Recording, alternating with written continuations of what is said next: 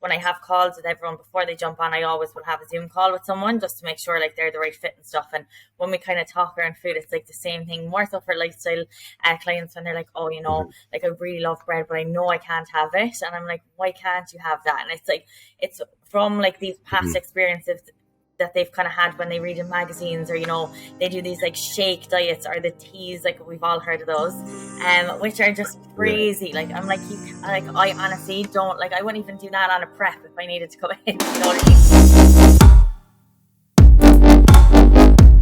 mean? Hi, and welcome to the podcast. Today I am joined by Kate Cummins, an IFBB Wellness Pro, a transformation and prep coach for Team Accomplished. So thank you so much for coming on the podcast today. Yeah, pleasure. I'm excited to be on with you.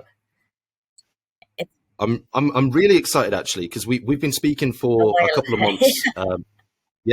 We've been talking backwards and forwards about different topics of conversation and I almost said debates, but that's not the right word. So the first thing that I really want to pick your brain on is the perception of food. So I know that you work closely with athletes and normal people with transformations, as do I. So it's going to be really interesting to see what similarities and what differences we have, because the more I'm doing these episodes, it's really cool to see everybody has a slightly different approach, but I think we can take a little bit from everyone. Yeah, 100%. So let's talk myths, because again, it's something that when we're in the fitness industry and we have a certain level of understanding of food, these myths and kind of ideas that people have still, even now in 2022, they seem so bizarre when you're inside the industry. When you're in the know, it seems so simple, but then we forget that we've done 10 years of learning of nutrition and applying that and working with coaches and clientele as well. So what's your, I don't want to say favorite myth, but what's the myth that kind of comes up for you the most when you're dealing with clients initially? Carbs and sauces are bad. I'm like, what? Like, come on. I think like that's like the worst one. I'm like, you can't live your whole life being afraid of bread. Like, what is that? Like, I think initially, like kind of when I have calls with everyone before they jump on, I always will have a Zoom call with someone just to make sure like they're the right fit and stuff. And when we kind of talk around food, it's like the same thing, more so for lifestyle clients when they're like, oh, like I really love bread, but I know I can't have it. And I'm like, why can't you have that? And it's like, it's from like these past experiences that they've kind of had when they read in magazines, or they do these like shake diets or the teas, like we've all heard of those, which are just crazy. Like I'm like, I honestly don't like, I wouldn't even do that on a prep if I needed to come in. You know what I mean? So like, I just think I think the fitness industry and like social influencers that are online and stuff, like promoting these things, people are very gullible and they're very easily influenced for things like that when you don't know what you're doing, which is normal. That's like me going onto a football pitch. Like I wouldn't know what I'm doing, so naturally they're just going to follow suit of someone who's telling you these are the best things, they're going to get you where you need to be in like a week. Like what's the first thing you're going to do? You're going to be like, yeah, like I'm in, but like it's not healthy. It's actually doing more damage than good. So that's like the worst thing for me is the carbs and the sauces. Yeah, so very bad. I would agree. I think that's the one that comes up time and time again. You still hear people saying, even when they're not coming to, be your client, you hear it in the gym or your friends. They're like, yeah, I'm just going to drop out my carbs. Yeah. And you're like, please don't. Like, it's just, it leads to this kind of, well, one, carbs are really, really tasty. Let's be honest. Like, who wants to get rid of them? I definitely don't know. Not me anyway. So. Yeah. Like it has the most tasty kind of foods in that food group. I mean, don't get me wrong. I love protein. I love fats, but carbs are like where it's at. That's the yeah. And I think the thing is, it's. I had this conversation with someone else recently where it's a really interesting kind of topic and debate, because obviously as people in the industry, as coaches, we do have to sell services. But then there's a line, isn't there? There's a line where you're mis-selling or giving out misinformation to try and make more money. Yep. And I think that it's a real interesting point that like hasn't really come about yet. Like where does that line come into play? Because you've got people that aren't necessarily qualified to give advice that are also influencers. I've got no problem with influencers. I've got no problem with influencer marketing when it's done ethically. Yes, I agree. But then we've got a lot of stuff going on at the moment. You mentioned, I won't use any brand names, but you mentioned the teas. You mentioned there's certain proteins. There's certain things as well that, yeah, the products are good for, whatever purpose, but they're not going to give you the results that you want, or they mislead you into thinking, I could go from this to this in that tiny amount of time, and it's just not possible. And then it's kind of like, when they say like, okay, like of course you're going to lose X amount of weight if you're only drinking tea or you're not eating carbs for like whatever amount of time. So you drop all this weight, you feel like shit. And then what happens like in a few days when you get back to eating like your normal way of life, you just pack it on, and they can't understand. Like, oh, I'm after packing on all the weight now, I'm eating bad food. So subconsciously they're thinking the food they're eating, again, which is just normal food, is bad, so it really like is like dysfunctional thinking for individuals, which is quite scary actually, because it makes people fear food when you shouldn't fear any food, And worst case scenario as well, it could potentially lead to disordered eating most of the time. We've got we've got a massive movement, I think.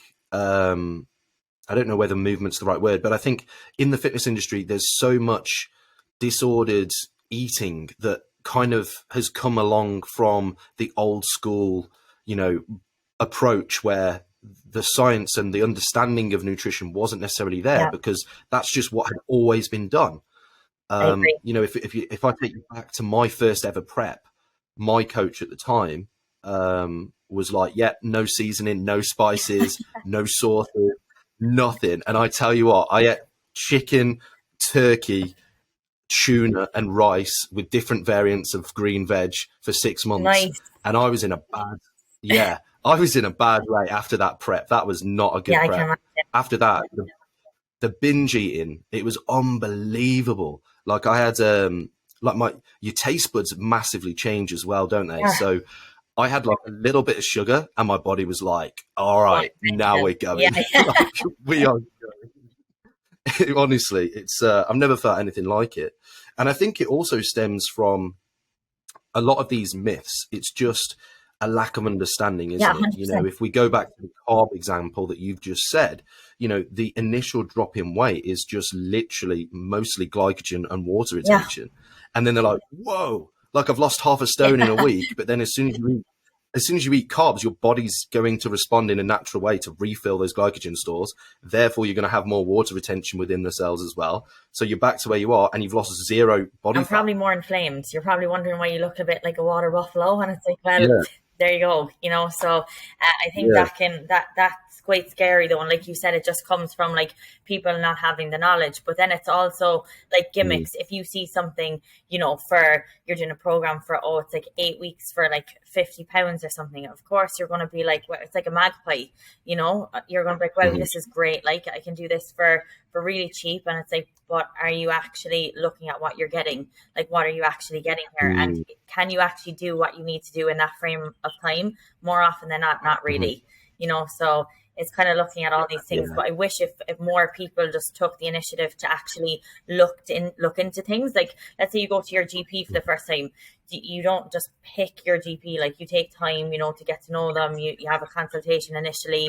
You have a feel for the person to make sure that they're the right fit for you as a GP and you're comfortable. It should be the same for coaching and putting your health in someone's hands at the end of the day. So would you not want to vet them first? Like I would.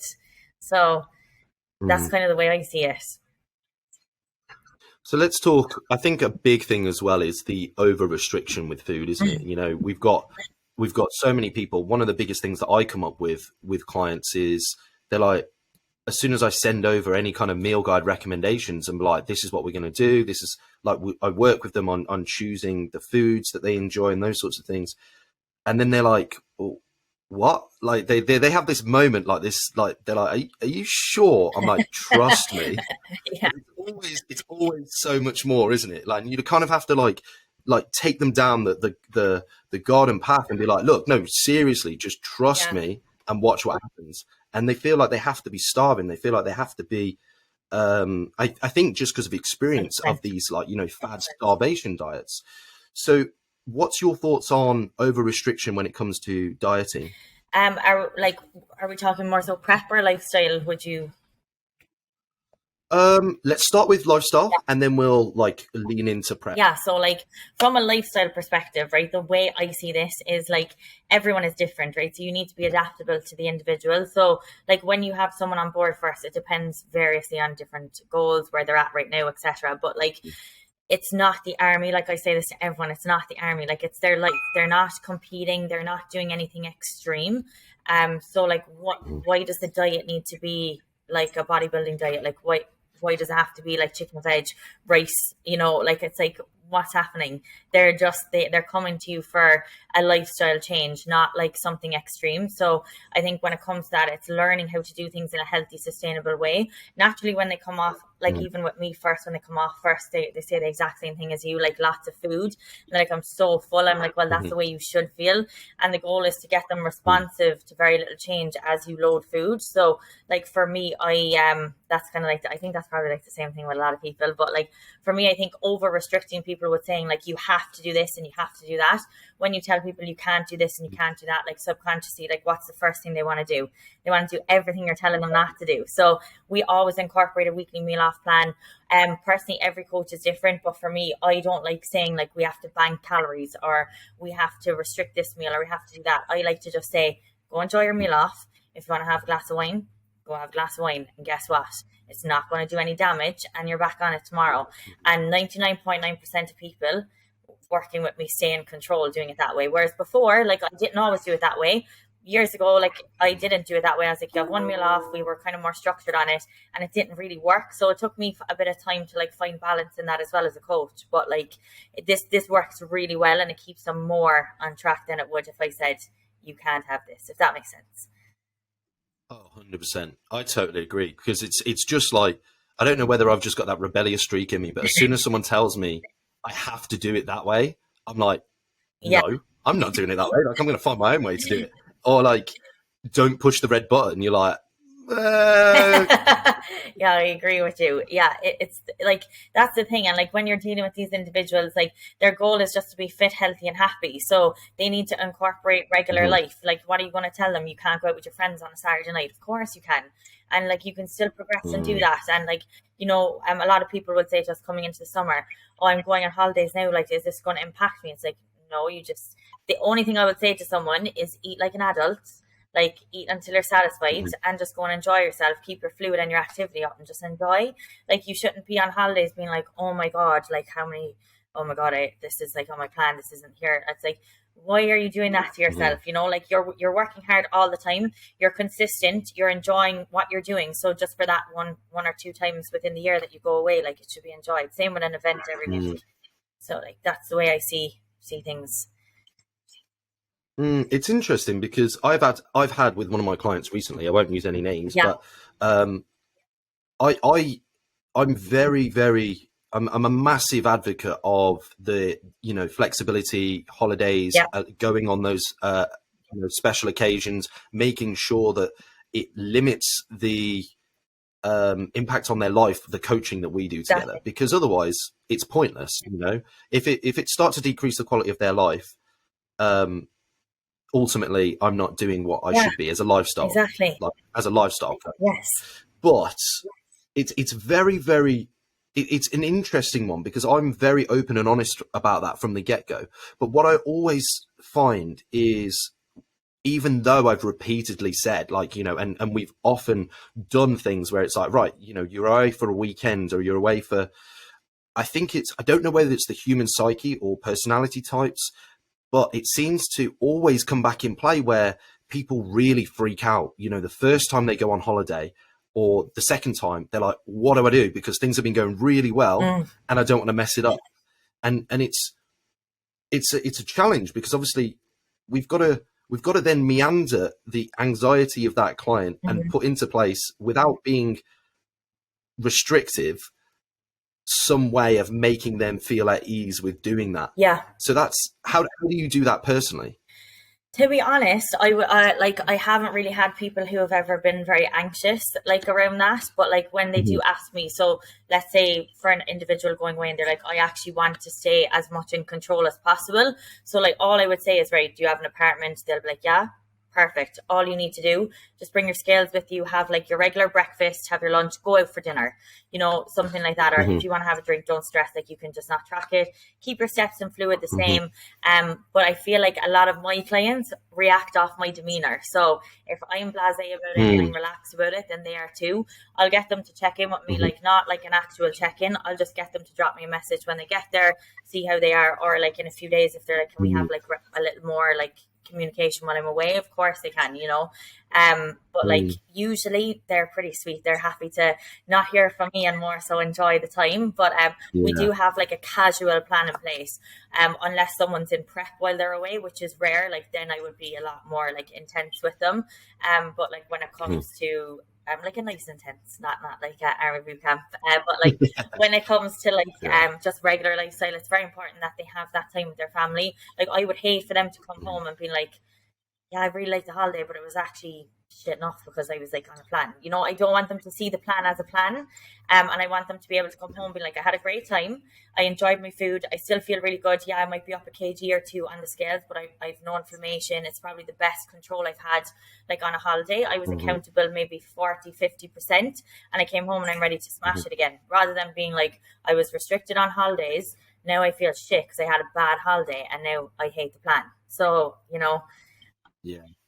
Yeah, and that's the kind of way that I've dealt with it as well in the past, and it's interesting. I think sometimes people just need that reassurance, that okay, cool, like you are going away. Yeah. Like I understand the anxiety that you might mess it up. Yeah. But remember the things that we've put in place, the knowledge of nutrition, the flexibility that you now have with because my clients don't have a set like meal 1, 2, 3, 4, 5. Like they have a guide initially, lifestyle clients, so they can use that as an example. And then I teach them how to mix and match so that we've got some real flexibility. So what I try and do in that situation is I make sure that I just reinforce what we've already done. Yeah. You know what to do. It's just a case of, if you don't have the scales available, you're going to have to guesstimate. And if we're honest, when you're abroad, everybody's steps goes up. People swim more. So your activity, even if you're not training, is probably going to be higher. Yeah. And I just said the same as you. I literally use the words all the time. Like, do what you want, but just don't take the piss. Just, as you said, just eat like an adult. Yeah. Just make sure you. Yeah. I might nick that one actually. Take it away. It's a bit kind. Yeah. It's a bit kinder than my "don't take the piss." I feel anytime I say it, they're like, "Fuck, okay, I need to eat like a normal person." I'm like, just eat like an adult. Yeah. So yeah, like eat until you're satisfied. Like my friends always give out to me when I go out for a meal and I leave food on the plate, and they're like, "Kate, like you've left food on the plate," and I'm like, well, I'm content. Like I don't need to eat the whole thing and then want to vomit. So yeah.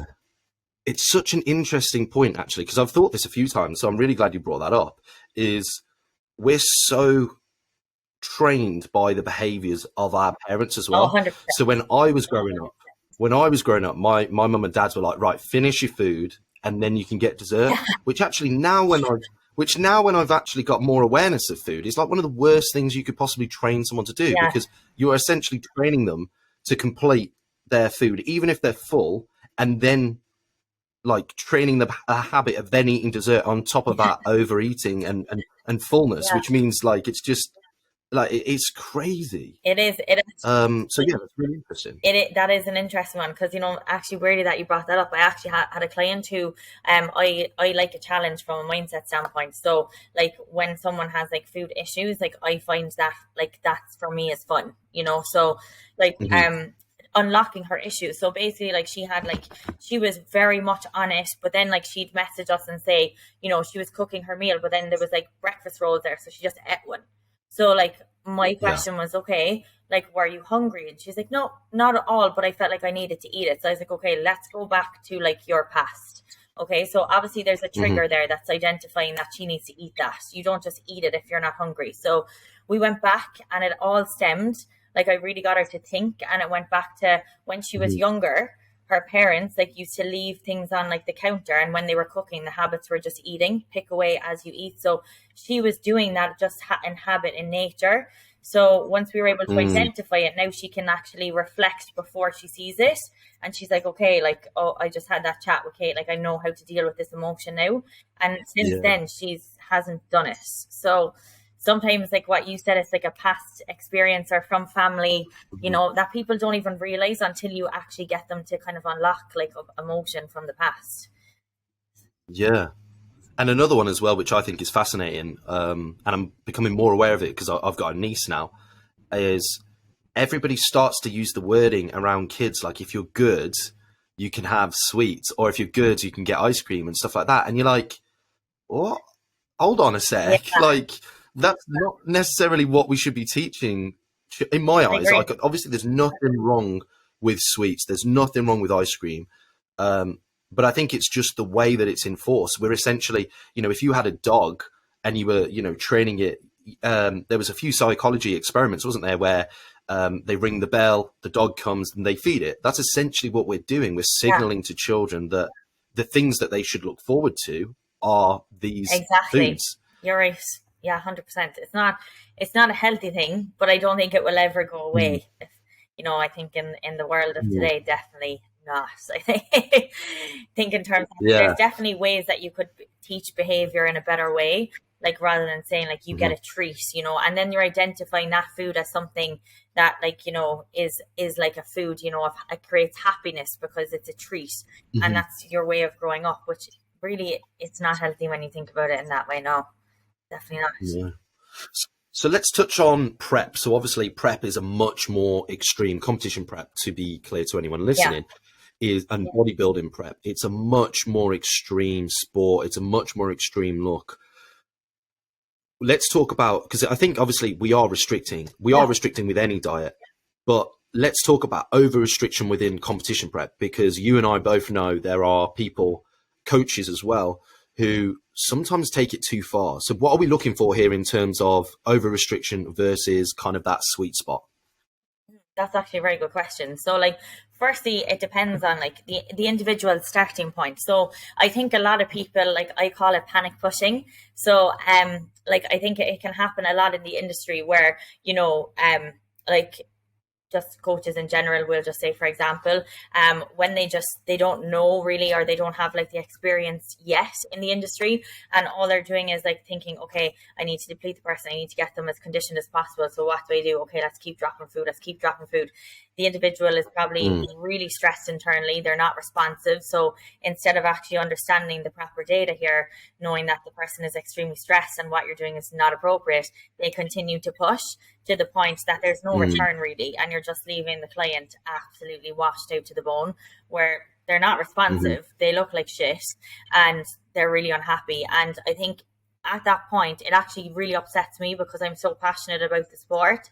As you know, like when it comes to that, it's like you're making the individual hate what they're doing. And that's why you see so many people in the industry, number one, develop disordered eating, bad eating habits, binge eating disorders. And number two, hating the sport, like lashing out on it. And it's like, bodybuilding is actually an incredible journey, and it's a privilege to be able to do something like that. But not a lot of people, like there are a percentage of people who don't get to experience what bodybuilding should be like and get the bad run of it, which is really sad. Like I've had to pick up a lot of pieces over my years of coaching, but it is really sad to see people hate it because of the experience they've had. But it is scary, like when I see that come through. I think as well, it's unfortunately like any industry, you've got good and bad coaches. But I think the other problem, whenever I come across someone that's had a really bad experience, what I always tend to find is they've just really, like both the coach and themselves, have underestimated how much time and how much body fat they've got to take off. So rather than the coach sitting down and saying with them, look, you know, 12 weeks just is not going to cut this at all. Like you're going to be nowhere near stage ready in 12 weeks.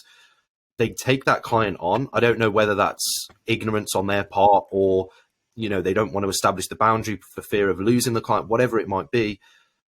But that honesty isn't there. And then the problem is that causes more harm than good, because they're like, well, cool, I can do this in 12 weeks, but I have to go really restrictive. You see it a lot with bikini athletes, don't you? Yeah. Where within a few months, they're very, very low calories, basically less calories than they burn in a single gym session. And you're like, what's going on? It's a scary one. And like, even for me, I won't work with anyone just doing a prep now. I will only work with people if I've had them in the off season, and we start to prep like about 20 weeks out. So basically what we do, it's not like prep, we are just kind of fine tuning things, getting into it, and then we start easing in, like starting to kind of taper down like around 16 weeks out, but it's very slow.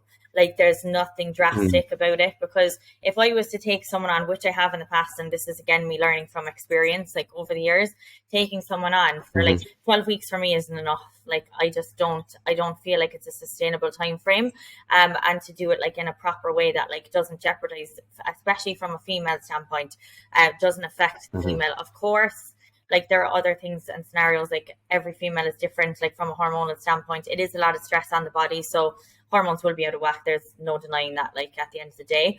And like, I'll always be black and white with the girls, like, you're getting your body to do something it doesn't want to do, so naturally, like, dieting isn't healthy, it's not a healthy thing to do in any way, like lifestyle or prep, but doing it to the best of your ability in a sustainable, healthy way is all you can do, so trying your best to do it that way.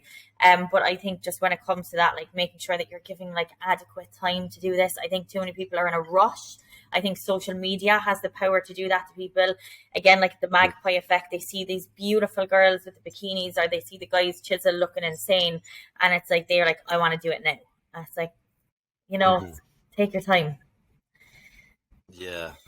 And I think people forget as well, especially people that come across my books, they're often first-time competitors. And I have to tell them, like, look, even bikini girls, yes, they're not the most muscularly developed people on the bodybuilding circuit, but some of those girls have still been training for 4, 5, 6, 7, 8 years, and you've been training for 6 months. With the greatest of respects, we need to pack some muscle on before we get to the stage where we're thinking about prepping. It's not just about the diet, like you say, it's that off season, it's that development. We've got to get those muscles to a position that once we diet down and the fat is removed from them, there's the shape there, because otherwise you're not going to look how you think you will. That's the thing. At all. I think that's the problem. Like, or when people cut down, I talk about this all the time, actually, because it like drives me crazy. When people are like, I'm losing my glutes, I'm losing them, like I'm dieting, I'm losing them, like they're not full like other competitors. I'm like, you're not losing your glutes, you just don't have muscle there. Like, you're losing body fat around the glute. There's not enough muscle. So you need to have a proper off season, and you need to develop. Or like, even like, it's the same with like the delts, or like looking at small things, or like my tapers, there's nothing there. It's like, what am I going to do? It's like you said, first time competitors, it's like your not muscle maturity, number one, is not there because of how long have you actually been training. You're looking at other people's chapter 10 online, you're comparing yourself to them, whereas like in reality, like, that's not feasible to look that way straight away, so or they're wondering, like, let's say the hamstring tie-in, or the diamond glutes from the back, why don't I have them? It's like, well, there's no muscle there, like you need to take time. They're softer because there's no muscle. And yes, you can deplete someone down to the point of like, almost being emaciated, where you'll probably see it then, but like, I would never do that to someone. So I think it's like understanding, like, I think there's just not enough there. There's not enough coaches telling people no. Like, I just pulled someone from a show at the start of the year saying we're doing later in the year. She wasn't ready. So like, even for me, she just needed more time. Like, I have no problem doing that, because at the end of the day, they're coming to you for a result. I'm not going to put someone on stage if, like, someone who comes to me and says, I want to do it just for fun, I'm like, that's not going to work. Like, I want to be competitive. I'm highly competitive myself. And like, for my girls or my guys to be competitive, we only move when I think is appropriate. Like, don't push someone on stage just because they're coming to you for a prep. Like, be confident in your coaching to be like, no, you're not ready. You need time. I think that's important. Alexa just jumped on in the background for no reason there. She can join if she wants.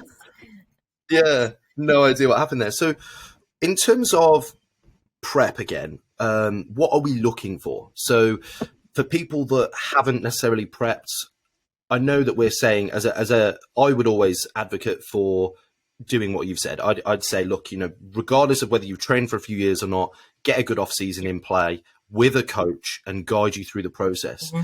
But let's say that they're in that process and they get some prep documents back from their coach. What are the standout markers that they're looking for a kind of good or well-structured prep versus it's going to be a bit problematic? Like what do you mean, for like a bikini competitor or just in general? Or yeah, let's go general, because then it's going to apply to the most amount of people. Well, like, I think firstly, like, genuinely, to have a good prep, you need to be with someone before that. They don't know your body enough. So, like, at the start, like, the first week is guesswork. So, like, the first week, they don't know how responsive you're going to be. They don't know, like, there's only so much that you can do, but biofeedback is going to tell you everything. The first 1 to 3 weeks for me is a window of getting to know the individual. So, if you're doing that in a prep, like, that's quite worrying that you're wasting 3 weeks getting to know someone. So, I would say to anyone listening to this, like, just like we said, Dan, like, if you're doing a prep with someone, do an off season, or do like even a month or two before to let them get to know you. That way you can get food to a good place, you can get your expenditure to a good place, your habits are good, your coach knows how you respond, and then guess what? Like, your programs are going to be nice and smooth. Well, they should be easy, very appealing to you, because your habits are good, you've understood the training, because everyone's kind of different there. Your communication's good with the coach, they know how you're responding, and then your prep will be a lot smoother. Well, should be in accordance to that. Like, if you're jumping on with someone straight away, it could get a little messy, because the protocols, like, again, like, any coach is telling you, like, within a week they're going to, you're going to start seeing results. It's not possible. It's literally not possible. So, like, within the first week, that's like them getting to know you. So you're wasting, like, literally, I always say it, like, you're wasting a 3 week window there. So, like, it could go really well for you. Like, you could be lucky, or it could go really poorly for you. So my advice, to get like the most optimal like protocols and to like be in a good place with your coach, do either a proper off season first, or join them maybe 2 or 3 months before you intend to go on, like, is what I would say. Yes. Yeah, and I completely agree. And I think I always, when I explain this, I'm so aware that it almost sounds like you're asking for more business, which isn't necessarily a problem. But I always look at it in the nature of, why are you only looking for a coach when you're prepping? Exactly. Because so many people do that. And in reality, yes, you're stripping down in that, but that's probably the time that you're going to make the least drastic change. Yes, I know. I'm actually so glad you brought that up, because that's another thing, like, like, your off season is your on season. So you don't progress in a prep. You are dieting. Anyone who tells you, like, when I see these things and they're like maximizing muscle gain and dropping body fat, I'm like, you're in a deficit. You're not gaining muscle there, by the way. So like when you're dieting, you are not gaining muscle. Yes, you may look a little bit fuller due to like the way that you're training, of course, like, the food, etc., but like, you're not gaining muscle. So like, when it comes to like actually proper off season, like, this is like, if you've had like, let's say, feedback that's saying, right, you need to grow, you need to do X, Y, and Z after a show, what's the first thing you need to do? You need to get on it. Like, your body is most responsive. Like, it's in such a sensitive state post prep. Like, those initial like 3 to 4 months post prep are going to be like the best time for you to be growing. Not a time to say, fuck it, I need a break. It's like, you can still take a break, be more relaxed, but absolutely smash it, and still stay in control. If you're as competitive as you feel like you want to be, and the stage was exciting for you and you want to go again, you should be staying with a coach for an off season to develop properly, because you'll see them all wondering, being like, oh, like, I look the exact same. It's like, what did you give your off season attention? So I completely I'm in on that. 100%. One of the things that, like, the sneaky little language shift that I used with a lot of my clients was, rather than referring it to the off season, I'd use it as the progression season. Yeah. Because that off season, it just comes with that connotation that, okay, cool, well, I can step back off a little bit. But when you do that and you just put more calories in, like, you don't make any progress because you're not training as hard anymore. It's not as structured. All of the kind of pillars to success you kind of remove because you're like, well, it's my off season. And then all of a sudden you step up a gear again when you come to prep. And like you say, you get on stage again, you might look a little bit different because, you know, the time in the maintenance and surplus, but realistically, you're not blowing away your previous physique at all. 100%. And like, I feel like the off season can be quite mundane for people, but like for me, to be honest, I prefer to prep. Like, I like working in the shadows, and like for us to keep the spark going for individuals, like, you know yourself, like especially like after first time, there's like a really big high, and then it's just like this. Okay, so like before that happens, you need to be on the client. So like, we'll have a Zoom call with them and be like, okay, where are we at? How are we feeling? Let's talk about the feedback. Let's go through everything. And then we start to set like not massive roadmaps where we're like, oh, okay, 2023, the back end of the year, we're going to compete again if we've just competed this season. That's so long for someone to go, you know, time to time. So we do block work. So we'll assess in like 8 weeks time again. So we'll do X amount in this phase. We'll assess again in 8 weeks. Essentially, we're not coming out of it, but we're creating like targets for that specific individual within a block to keep that excitement going. So if you're prepping again, like in a few months, amazing. But if you're not prepping for like a year or two, how are you going to keep that excitement going? And it's creating those short-term fulfillment phases for them to stay in control. So I think that's what people miss. They stay in this low and they feel like, oh, this is shit, so I'm just going to eat everything and stay here. Oh, prep is here, so I'm going to go back up. And it's like, oh, what? You know, so yeah. Yeah. And I think, to be clear, just for anyone listening as well, both of us are saying the same thing, but we're definitely not saying you need to be mega restrictive 24/7. We're just simply saying that there needs to be some sort of structure and plan in terms of the long term, as opposed to just, okay, cool, like I want to jump on stage in 4 months time and then start then. And then after that, relax. No, that's not what should happen. We should have structure throughout. There's a few of my clients who compete. Kay won the British last year, and every single time a girl comes to me for bikini prep, they're like, I just want to look like Kay. And I'm like, okay, cool, that's fine. And I totally understand what you're saying. And they're like, well, what's the secret? I'm like, well, to be honest, there is no real secret. Like, yeah, we can talk like structured programming. We can talk, progression. We can talk deloads. We can talk all of that. But she's been my client for 5 years. Yeah. Do you know what I mean? Like, it's just literally time. I hate the phrase "in the trenches," but I guess there's no other way to describe it. You know, it's just that hard work over time, ticking those boxes for a long period. It's that simple. It's honestly that easy. Like, people really feel like, oh, I can't look like that, I can't look like this. I'm like, well, why can't you? I've done it. And, you know, if I can do it, like anyone can do it. There's nothing special about me. It's definitely not genetics for me, because I looked like an ironing board about 7 years ago. So, and now I'm competing in the wellness division. You know, I wanted that division, so I work my ass off for it. And if you want something in life, it's going to be a challenge. It's going to be uncomfortable. It's just going to be days that you don't want to do shit. But you know what? If you really want that, you can have it if you put your mind to it. And like you said, it's just nailing the basics. It's literally nailing the basics and being consistent. But that doesn't mean you can't live a life. Like, I'm out every weekend with my friends. I go for dinner. Like, I'm personally not a drinker, but like a lot of my friends do. They're all bodybuilders. They like to drink. Like, they're still turning pro. They're still winning pro shows. So at the end of the day, just because you like to enjoy yourself doesn't mean that you can't do anything. You know, like, stop having that like restrictive mentality, being like, oh, because in prep, if I really want to be competitive in the off season, that means I have to be restrictive too. It's like, no, you don't, but you just have to be good at the basics, you know? Yeah.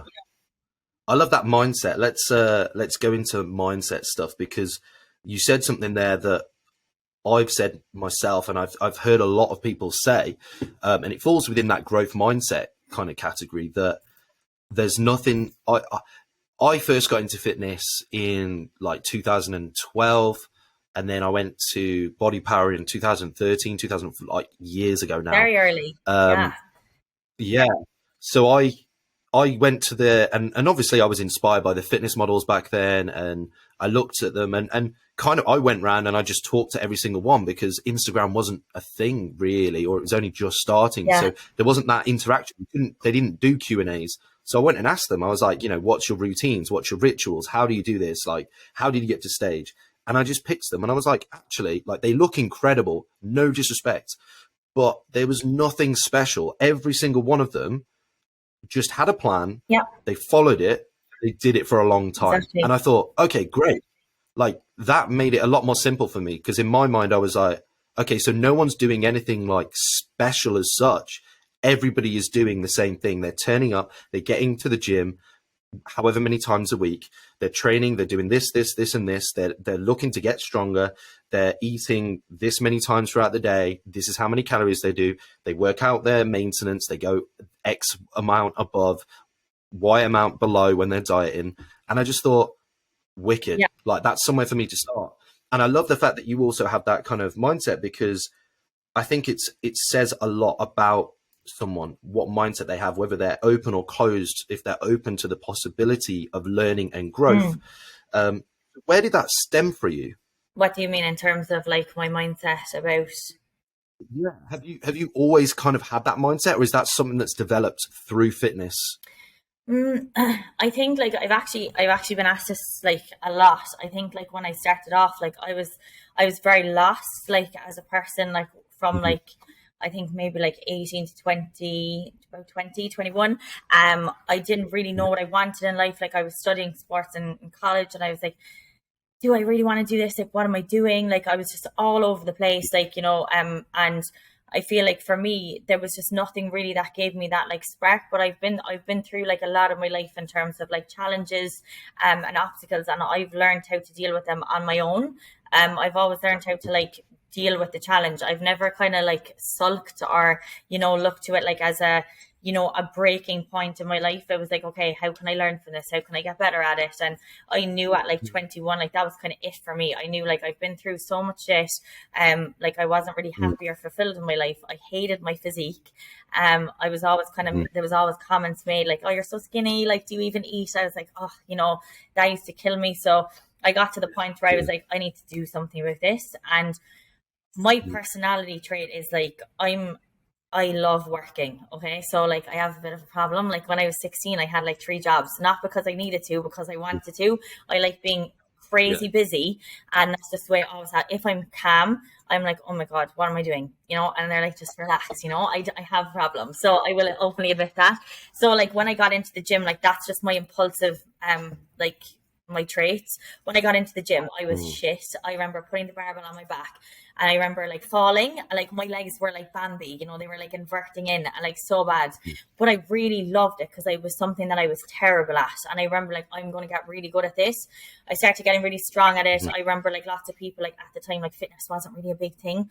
I'm definitely showing my age now at that. But like it really wasn't like a big thing back then. Like no one was really doing it. So, I'd get like smart remarks at it, being like, oh, okay, like going to the gym. I'm like, okay, whatever, it made me stronger because like those people who would make those comments or like make those jokes and things like that, I'd like, that was a big like fuck you to me. So I was like, I'm going to prove these people wrong, because they're seeing this like skinny little person going into the gym, like, and like that made me more relentless in my pursuit. Like when someone tells me like you can't do something, or you're not going to get there, you don't deserve it, or that makes me go like by 50. So I just got like relentless at it. I'm still like enjoying my life, but like during that time it taught me a lot. Like fitness taught me a lot about myself. So it taught me I was a lot calmer in like the way that I approach things. I learned like a lot about like myself in terms of like the way I would reflect on the session. I would start to reflect on my life like that as well. So like, how can I learn from these challenges? Like I had these challenges in my life for a reason. Like how do I learn from them? And that made me stronger and develop and like assess. And like even my partner Connor, like he'll always say the world could be falling down and I will see a positive in it. Like I don't believe in like negative attitudes, like positive realism always, like I'll turn it around. So I think for me, like with my attitude, it kind of stemmed from being really, really lost at a point in my life, like having a lot of negativity, like lots of challenges thrown at me, to like finding something that I was really good at, because no one could take the gym away from me. You know, the gym was like Hmm. something that you can't be good, or no one can tell you like you're bad at it or you're good at it. Like it's your own personal journey. So no matter what, like you're Mm. progressing, but in your own way. And my mind did that too. So as I progressed with everything that way, I think like happiness, fulfillment set in, and I think my mind just got really, really strong, like as the years went on. Hmm. And I do feel like it's like unbreakable now, but that took me a very long time to teach myself, if that makes sense. Does that answer the question? I hope it does. Yeah, definitely. And I think it's a very common thing. That's how I got into it. You know, I started the gym. I was very, very skinny. Same sort of story, really. And I remember I was, what, 17, 18 years old. And I remember girls had bigger arms than me. And it was something that just ruined my self-esteem back then. And I remember, like, I wouldn't wear a vest in the gym. That was something that I was just like, no, I just was not going to happen. And then as I started to grow, and it's so cliche, but it's so true, isn't it? You know, as you grow, the confidence grows. You kind of recognize that that hard work, that hard effort paid off. So then you take that into the other avenues of your life, like whether it's business, personal relationship, like whatever. Like whenever there's those moments of plight Hmm. or those moments of like real hardness, you know, you can take something positive from it and it can grow and develop into something more beautiful because of what has happened. Yeah. And I think that it's like I said, it sounds very cliche, but I think most people that have been to the gym have the same or similar Yeah. experience to that, especially if they come from the skinny side. Obviously, I'm not taking anything away from the opposite end of Yeah. the Yeah. spectrum, but I think it's very interesting as well how, as a society, for some reason, it seems to be so socially acceptable to comment on people's bodies when you're the skinny side. Like it's unbelievable. Like I have and always will have a massive appetite, but I'm naturally very, very skinny, very lean, and building muscle just took a long Long time time. for me. And I Yeah. remember people saying like, "Why are you going to the gym? Like you're already skinny." I was like, "Well, exactly. So Like annoying. that's exactly why I'm going." Or you know, similar comments where they'd be like, "Well, you just need to eat." I'm like, "I eat more than Yeah. you, definitely." I know. And And it's just, I think you just put up a defense mechanism then, and it's like, why am I mm, defending myself here? Like, you know, but like, I just, mm, like, I would never comment on anyone's body. I think maybe it's just like a trait of me. I don't know. Like, it's very normal. I think, to be honest, I think everyone would be the same. Like, mm, that you just, like, why would you do that? You know, if you don't have anything nice to say, like, just don't say anything at all. mm, Sometimes more so it was like condescending. And I think that people know that. mm, But yeah, like it was a tough run. But I feel like even for me to resonate with my clients, like when someone's having a bad day, or even like the other end of the spectrum when people are really like overweight and they're uncomfortable, like my life experiences, like and what I've been through, like I can have empathy and I can resonate because I have been there. Maybe in a different yeah, circumstance, but I have been there. And like exactly what you said earlier, Dan, like every facet of your life improves. It's like a domino effect. When you're training, when mm, your food is good, like you're creating that level of self-discipline, not for yes, for physique purposes, but there's so much more to it than not many people understand. Like your mindset, mm, you're waking up with a fresh head every day, with a clarity and purpose, saying like, I'm looking after me for me. It's not selfish, you know, it's mhm, self-fulfillment, and it helps with your relationships, with your family, with your mm. work, like, you know, and that comes from like confidence in and out. So I think people have like a perception of fitness, but it's like there's so much more to it, you know. So yeah. Yeah, and I think it's so interesting how we still, as a society, kind of have this like really weird sort of like cringe about self care and about, Mhm. you know, filling up your own cup first, and that's something that even over the last few years is something that's really clicked with me personally because I was so passionate about helping others. I would help others at the expense of myself. You know, I would make sure that they were looked after before myself. But then when I recognized that actually, if I fill my cup up first, I can fill up everyone else's cup even more Exactly. and I can help them even better because I've helped myself. That's it. Like that's what we always say, serve yourself before you serve anyone else. Mhm. And it's not being selfish, it's actually being selfless, because you having that like Mhm. that clear focus and that energy and that like fresh head, let's say, and because you've looked after you, your focus on every other area that you need to be attentive to in your life is sharper. Mhm. So I think there's Mhm. so much more to it. So yeah, it's exciting. So once you've kind of got this mindset, you've had this, initial period in your life where you've been to the gym, you're starting to see results, and it's starting to tie over into other areas. Was it then a conscious decision to kind of look how to improve and continually learn to keep that mindset and develop it further, or was it just a continual organic process? So, just organic. Like I think for me, I've never put any pressure on myself. Like I just like to go with what's next. Like I take each day as it comes. I'm not like a very much outcome driven person. I'm like very much like in the process. Like so for me, day to day, I don't really think of like a few months down the line, or 6, 8 months. Like if Mm. I have big targets, it's just like day to day for me. So I think it just grew organically, and yeah, I just kind of happened, really. I feel it just happened. Yeah, no, that's interesting, especially as so. How did that work? So, just from a personal interest, how does that work then? So, if you're not a long-term like goal-driven person, getting an IFBB Pro card, that's a big ask. Yeah, So, how did you balance that then? Because with that being such a lofty goal, was it a day-to-day thing that you kind of just focused on, or was it yeah, this is the ultimate end goal? yeah. Like literally, it's day to day. Like for me, it's like, okay, you're going to be competing in like this amount of time. I'm like, okay, sweet. I don't think about that again. Hmm. Like all I think about is what's happening tomorrow. Okay, so tomorrow, and the way I keep my head focused, so I tell all my clients this as well. Like if like training sessions, when I'm going into a training session, I think immediately, if this was my last training session before a show, how would I want this to go? If this is my very last training session, how do I want this to go before a show? And that's kind of the way I think all the time. I always think there's someone better than me, like eating their meals right now. There's someone training harder than me. There's someone fucking on it. And what am I doing? Like, am I going to be complacent, or am I going to push on? Because I'm not motivated all the time. I'm never really motivated. It's just habitual. It's just focus, so like when I have those thoughts, like I reflect every morning, I journal a lot. So like when I'm in that like mindset, like I'm on overdrive then for the day. So that kind of hypes me up. Hmm. So it's just the way I set myself up for the day, with the way I kind of speak to myself, like with my journaling and self reflection every morning. And then I'm like a bit of a machine from day to day. But if I don't do that, like I won't get to where I need to be. I do it day by day. And then like out of nowhere, then it's like, okay, prep is here. I'm like, okay, sweet. So I just kind of go. Yeah.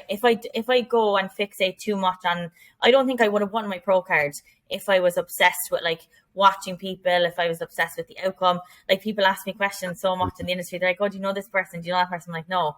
And they're like, how do you not know that? I'm like, because I don't really watch anyone. I'm like just in my own zone. I like Connor always says I'm just in a bubble, and I don't really understand that the world like works around me. But it works for me. So yeah. I think it's probably a healthier thing to do though when it Yeah, comes to prep, especially because it's such a dangerous place. Obviously social media is a highlight reel. Also, the lighting makes a big difference. of We know course. that posing makes a huge difference. And it doesn't matter how much you know that logically. Like when you're in prep, you're thinking, shit, that's what they look like. Yeah, And I've got to like beat that. And I don't think that's good because you already are psyching yourself out. You're already comparing yourself. And in reality, we know ourselves that we don't view ourselves the way other people of do. course not. So why would we try to compare ourselves with someone else? Because ultimately we're not the judges at the end of the day. So if you're stepping on stage, leave it to them to do. That's the thing. I literally say that to the girls all the time when they're panicking. I'm like, why are you panicking? So I'm like, why are you panicking? Who are you looking at? And like, I really like following these people, but they're doing X, Y, and Z. I'm like, okay, you don't need to not follow them because you really like the person. But for the next couple of months, Mhm. you're going to mute them, and you're not going to look at them if you're obsessing over someone. Like that's not healthy. So, they Mhm. motivate you, in the off season, amazing. But on prep, if they're stressing you out, just mute them and Yeah. just focus on your day to day. Like at the end of the day, exactly like you said, you can be panicking about these girls all day long. You can destroy your own prep. You can think negatively about yourself all day long. But none of that matters, only the panel of judges in front of you. So you ruining the prep, losing enjoyment for what could have been really successful is literally down to nothing, because the girl who you're obsessed with isn't judging you. So who cares? It's subjective. Yeah. So just get up there and do your thing, you know? So like that's the way you need to see it. Like Amateur Olympia, let's say, for example, last year for me, it was the biggest wellness class they've ever had. So it's like over 120 females. Okay. When I went there, I think I was the only English person. Everyone was Brazilian, Colombian, you know their genetics, like they're nuts. So like for me, I was probably one of the smallest girls. So naturally I could have sat there and be like, oh my God, like I can't do this. What am I doing? I need to go, you know, or I'm like, okay, like I might be not the biggest, but I'm going to get out there and fucking own it, because none of these people actually matter in the grand scheme of things. All that matters is that like my mind is clear and I just bring my best, and that's all I do. And that's all that anyone can do. So if you're listening to this and you're someone who is in like a panic of watching people, mute them. Speak to your coach. Try and stay away from like the noise of the gym, I say, as well, because there's always lots of noise in there where like Dave, who's like kind of jacked in the gym, is giving you like advice, and it's like, no. I like selective hearing. Be careful of who you listen to. I just kind of get like everyone to say like, oh yeah, thanks so much for the advice, and just in ear one out the other. Listen to your coach. Listen to people who are there for you in that inner circle. Forget about everyone else, because it doesn't matter. You know, like, and that's how you'll progress, not by listening to 85 people in the gym, you know, so, or like people on social media. Forget it, you know. Everyone becomes an expert when they find out you're competing. Everybody's suddenly an expert. They want to help you out because their friends' friends competed once 20 years ago. They could put you in contact. All of a sudden, you've got like experts coming through the woodwork. Oh yeah. Something I'm really interested in as well is you mentioned journaling, you mentioned like self-reflection. Now that's something that I'm really passionate about. How long have you been doing that? Long time. I think like I used to always keep a diary. Like when I was younger, like I used to always keep a diary, and I think it just kind of went up and up, because like I always like look at like if I'm having like a shit day, like that's kind of how it started. I'd be like, okay, like how can I learn from that? Like there's a reason that I had a bad day. Like how can I be better tomorrow? So it's like writing out a to-do list and be like, okay, I'm going to be 1% better. And it just kind of progressed from there. And like in the morning, I always say like you should, like if you're waking up tired or you've had like you're having like a stressful week, to allow positivity within the day, like writing down like 3 positive things like about yourself or about what you want to achieve in the day. You're setting yourself up for success in the morning, rather than getting out of bed in the morning being like, oh fuck, I have to go to work, it feels shit, my boss is at me. Instead being like, okay, right, my life starts outside of work, so what can I look forward to? And it's having that like excitement in the morning, being like, okay, work won't be so bad because I'm finished at 5 and then I'm going to go do this. So you're changing your perception of the day once you journal and once you have that time to yourself. So that's again going back to like serving yourself in the morning before you serve anyone else. So yeah, that's kind of So what kind of format does your journaling take? Because there's many different types. I did an episode with Amy Milley, who's a CBT practitioner, and she was explaining there was 2 different types that she uses mainly with clients. There was one where it's obviously you just write down how your day's been, kind of the thought process behind why emotions came up, and then kind of exploring it. And then the second type was wake up for 3 minutes, you just write down whatever comes to your mind. And if you couldn't think of anything to write, you start with, I don't know what to write. And then you just keep going until it kind of like words come onto the paper, and you just time for 3 minutes. Once that 3 minutes is done, you put the pen down and you get on with your day. I've actually never heard of that one. That sounds good. Yeah, that was interesting. I'll be honest, I've tried to do the second one. I journal regularly, not every day, but I do it as and when I need to. But the second one, I literally, the 3 minutes was up before I could think of something to write, because we're just like, yeah, I don't really know what to write. Like for me, I kind of journal as like an analysis of my day. So for me, it kind of makes more logical sense to either do it the night before I go to sleep or in the morning of the previous day. Yeah. So what kind of journaling do you do? So like for myself or for clients or? Either. Let's start with yourself and then explore with your clients. So for myself, I will only do the morning. So like at nighttime. So my head is like overdrive at night. Okay. So like with the time zones and where I live, like it's still chaos, like at like 9, 10 at night. So I'm like, oh my God, I need to relax. So my way of relaxing is organization. So like I feel like I do have a touch of OCD, like when it comes to things, but like I need to, for clarity for the next day, I write down what I need to do, when I need to do it, order of priority. Once I have that done, I feel just zen. Like it's amazing. So it's more like of a to-do list factor at night for me. So I'm setting my day up already for the next day. So going to bed, I've no stress being like, what do I need to do? X, Y, and Z. I'm going to bed with like a calm head. And then the next morning when I wake up, I always have a black coffee. I don't open any social media. I sit out just on my balcony. And I actually just open the notes on my phone and I start writing like positive affirmations first. Like, okay, how do I see myself today? Like, am I feeling good?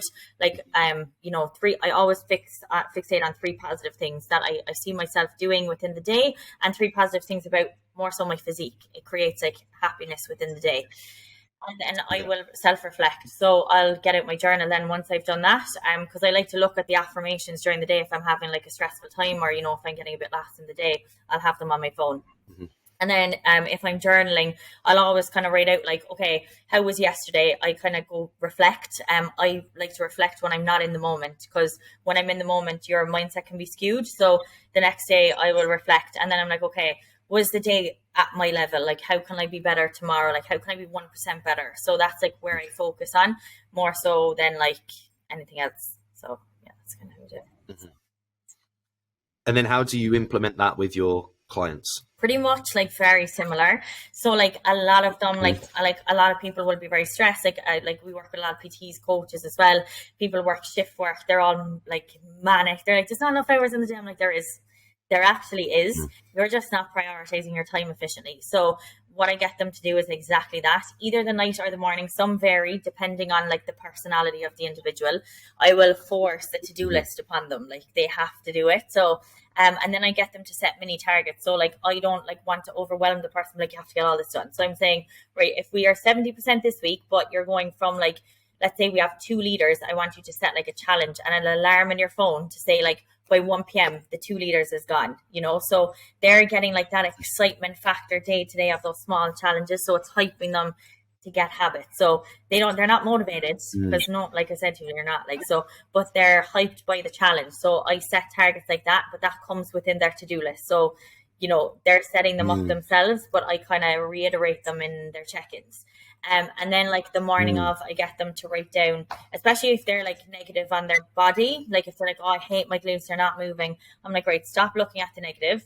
I want you 3 positive things every day. And then I want you to stick it somewhere where you can see it every day. If it's not in the notes in your phone, put it as your wallpaper on your phone, onto the fridge, somewhere where you can see it, so that positivity is there. So when you're looking at yourself, you're thinking positively. Then I get them to either journal at night or in the morning. If people don't like to do it every day, it's when they have like emotion leaders. I have a lot of them. So when there's a trigger there, I like them to reflect on that, or they will message me with a reflection. So it depends really on the individual. No, that's awesome. That works. That I can imagine that would work really, really it's well. Good. Have you read the book Atomic Habits? I have. Yeah. Okay. Yeah. I noticed some of the stuff in there because I read it a few years ago, and it just kind of completely changed the way that I implemented habits with some of my clients. Because I was like, obviously, years and years ago, going back to being, like you said, your own personal journey of coaching, you learn. And it's kind of easy when you're already in the process and you can see the benefit of like putting in these habits. But for someone coming in that's new and you're like, right, okay, cool. Well, we need to start doing this, and this. One, it's a massive overwhelm. And 2, they're like, do we have to do all of this? So it really, if anyone listening to this, if you want to start thinking about implementing any habits besides putting in and getting a coach, investing in a coach, read Atomic Habits. That book is very, very good. Yeah. And like, even if you're starting off and you're like, oh, like I don't have like, I don't really know where to start small, by like setting those targets. Or even like with food, when people are like, I can't get food, I'm like, so set alarms in your phone like every 3 to 4 hours, and then that's actually telling you you need to eat. So rather than you being like, I don't have time, you're actually setting aside that little window. Like you're forcing yourself to do it, and you're creating that habit that way. So there's like small things that you can implement, but I do love a challenge. So when someone's kind of a little bit disordered in terms of like their habits, and they've never gotten to where they need to be, like that's like a green tick in my head, like flashing, because like I know that I can eventually break them. So like that excites me more than prep sometimes.